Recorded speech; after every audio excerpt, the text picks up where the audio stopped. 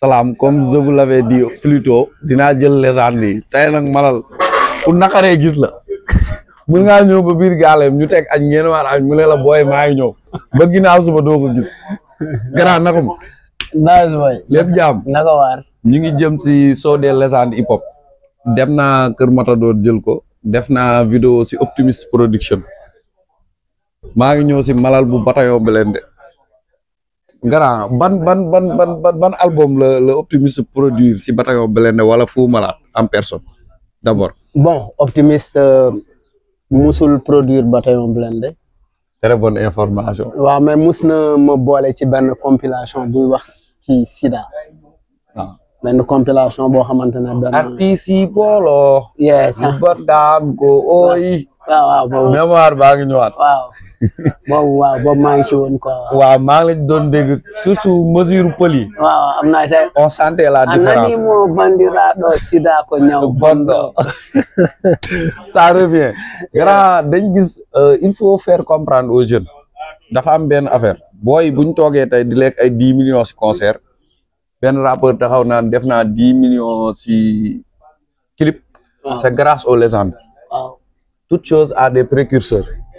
Peut-être yow doo première génération mais bi ñuy gis malal bi muy dugg si dafa indi beneen touche. oui je me rappelle j'étais un peu plus jeune mais da nga indi beneen touche ñenn ñi naan waa ji day comédie ñenn ñi naan touche de parce que ku nekk ak sa degré de compréhension. waaw je me rappelle morceau Fou Malade bi. waaw Fou Malade Fou Malade.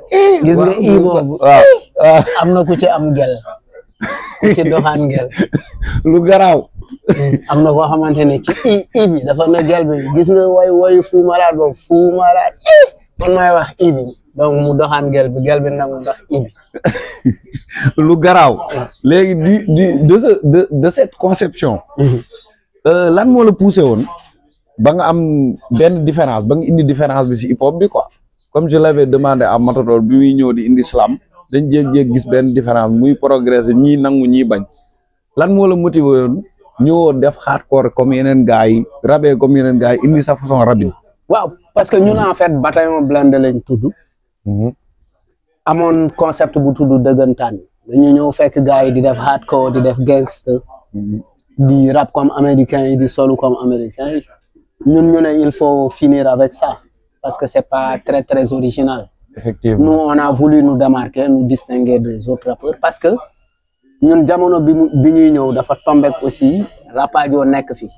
Effectivement. Occuper scène bi trop donc bépp groupe buy ñëw il va falloir forcément faire du Rapadio pour mën a jàll pour se faire accepter. ñun ñu ne ñun duñ def loolu on fait autre chose quoi.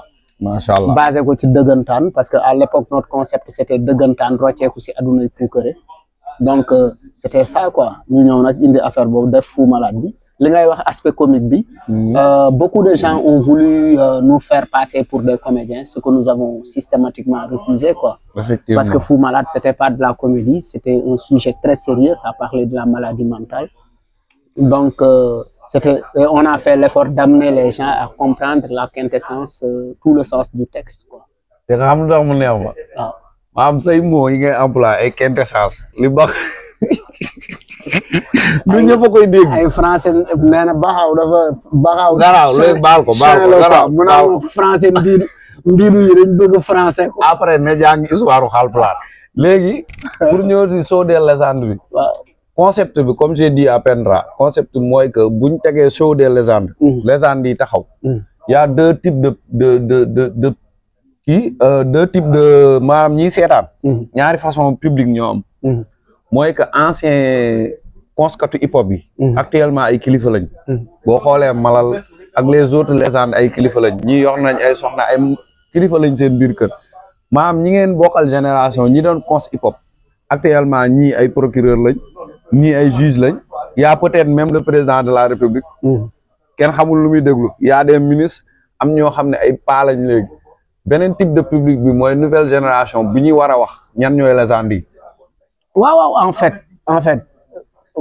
globalement xam nga une légende dañ koy mesurer en fonction de ses réalisations en fonction de sa constance en fonction de li muy représenter. Le fait que Pendra décide de faire le show des légendes, c'est vraiment louable parce que c'est la première structure officielle du hip-hop quoi, en termes pour la promotion du hip-hop quoi. Effectivement. Je me rappelle hip-hop awards mu njëkk organisé Kilimanjaro. Hip-hop awards bi ñuy wax tey yàgg na am Pendra tegoon na ko ba pare nekk ci un jeune producteur di ko ñafe à l'époque les gens prenaient le hip-hop pour de la farce quoi. Donc si Pendra décide de porter ce projet-là mooy projet bi effectivement jot na moom war na ko porter non seulement parce que xam na ko c'est un témoin du passé quoi. Effectivement. Il a produit beaucoup de groupes jàppale na ay Rapadio albumu Matador bi ngay wax Slam bi c'est lui le producteur. Il a énormément fait de bonnes choses pour la culture hip-hop quoi, en termes de formation, en termes même de promotion de cette culture, en termes d'offres d'opportunités pour ceux qui sont dans le hip-hop. Nous vérifions Pendra moo leen comprendre là en fait par où passer. Donc en fait nous on est très honorés de voir bu yemoon sax ci génération ñoom Awadi parce que man jàpp naa ni boole ma si sax ëpp na quoi parce que nous on est de la deuxième génération hip-hop quoi. Pour man si ça s'arrêtait à PBS, BMG 44, Pifras, Daraji, ça suffit parce que Rapadio parce que ñooñu ñooy les véritables légendes du hip-hop sénégalais parce que bi ñuy jéem boobu dara c'était très très compliqué quoi. Et je pense que oui ça va être un beau show, ça va être. Non la demee léegi pour terminer vous avez fait quelque chose par le hip-hop au Sénégal da ngeen def dara ci réew mi muy cadre politique cadre social ak yeneen par exemple bu ñu xoolee politique bu ñu xoolee coalition xaw mouvement Y'en a marre. Il a contribué en 2012 et à d'autres dates sur le côté politique. Côté social auparavant dañ doon bañ sax ku déglu rap si biir kër. Kuñ ne woon rappeur dañ lay assimiler à un boy bandi wala extra. Mais vous vous êtes battu ba li may wax si njalbeen booy bu taxawee ne lekk naa 10 millions wala li c'est grâce à vous. Loolu lan ngay yëg boo gisee booy bu taxaw ne def naa si clip 10 millions wala fayeeku naa nii lan ngay yëg en tant que légende du hip-hop Galsen. Non li may yëg mooy d'abord kontaan parce que le hip-hop est encore là parce que c'était pas du tout évident. Kontaan effectivement parce que il y a d'abord le hip-hop am na une assise politique am une assise sociale. Parce que tey du point de vue de l'éducation hip-hop yee nañu bëree bëri. Mais du point de vue également de l'influence politique, le hip-hop influence des décisions politiques. Aucun parti politique aujourd'hui, aucun gouvernement ne peut faire sans le hip-hop. Donc loolu gis nañ ko depuis 2000 ba fi ñu toll nii. Maintenant, quand tu parles des rappeurs aujourd'hui qui touchent des 10 millions, etc., parce que le terrain a été préparé. Le terrain a été préparé par les générations précédentes. Ça veut dire que le pont a été posé. C'est pourquoi il est toujours important de rappeler à la nouvelle génération, on ne peut pas brûler le pont par lequel on est passé. Pont bi nga xamante ne ci nga jaar ba jéggi mënoo ko taal quoi.